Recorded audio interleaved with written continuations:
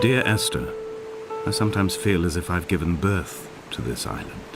Somewhere between the longitude and latitude, a split opened up, and it beached remotely here. No matter how hard I correlate, it remains a singularity, an alpha point in my life that refuses all hypothesis. I return each time leaving fresh markers that I hope, in the full glare of my hopelessness, will have blossomed into fresh insight in the interim.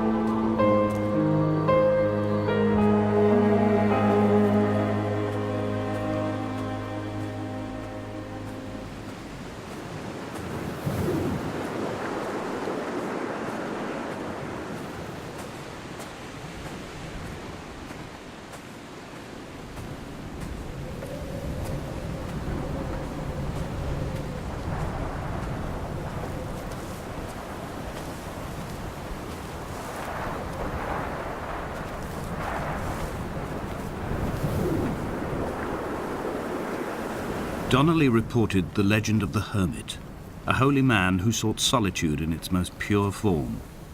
Allegedly, he rode here from the mainland in a boat without a bottom, so all the creatures of the sea could rise at night to converse with him.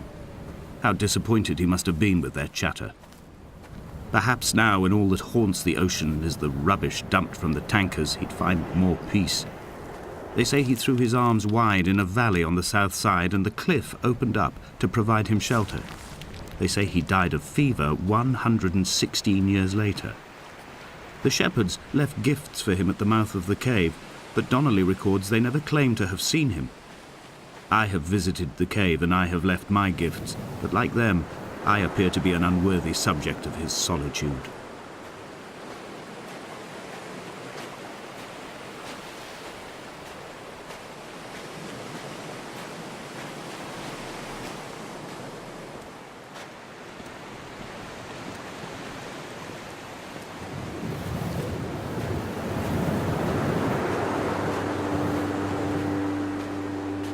Those islands in the distance, I am sure, are nothing more than relics of another time, sleeping giants, somnambulist gods laid down for a final dreaming.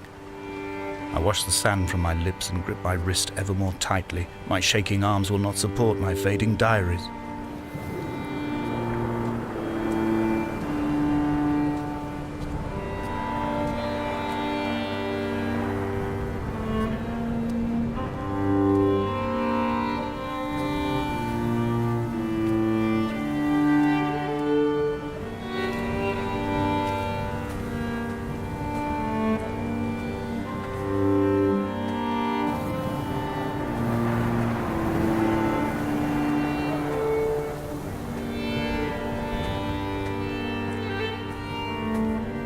A wonderful sight.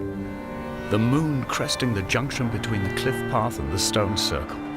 It cast a shadow of the ridge across the beach, all the world as if you had signed your name in untidy handwriting.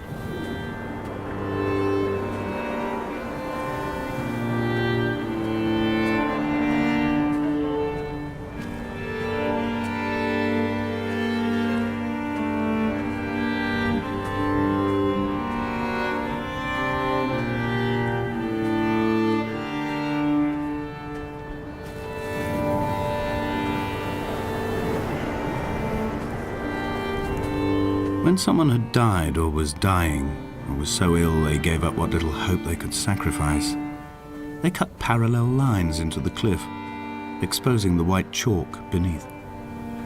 You could see them from the mainland or the fishing boats, and know to send aid or impose a cordon of protection, and wait a generation until whatever pestilence stalked the cliff paths died along with its hosts.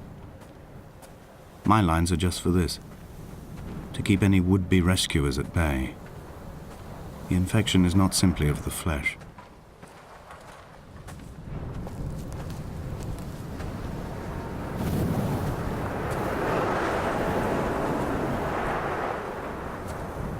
We are not like Lot's wife, you and I.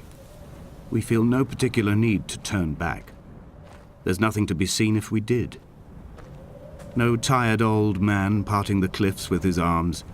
No gifts or Bibles laid out on the sand for the taking. No tides turning or the shrieking gulls overhead. The bones of the hermit are no longer laid out for the taking. I have stolen them away to the guts of this island, where the passages all run to black, and where we can light each other's faces by their strange luminescence.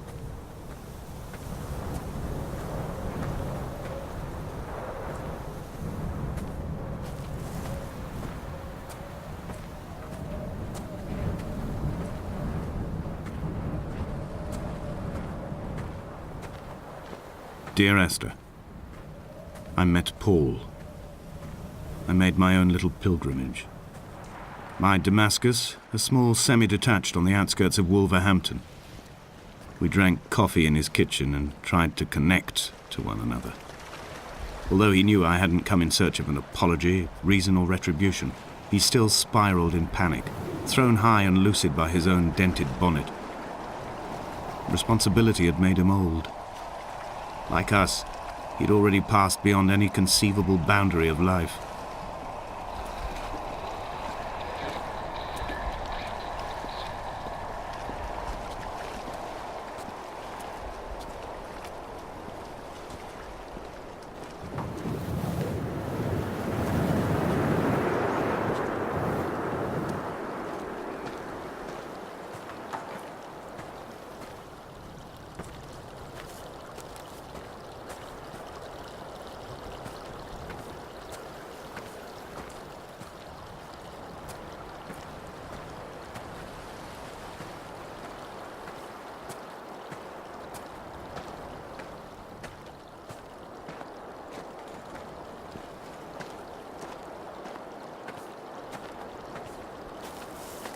I dreamt I stood in the center of the sun, and the solar radiation cooked my heart from the inside.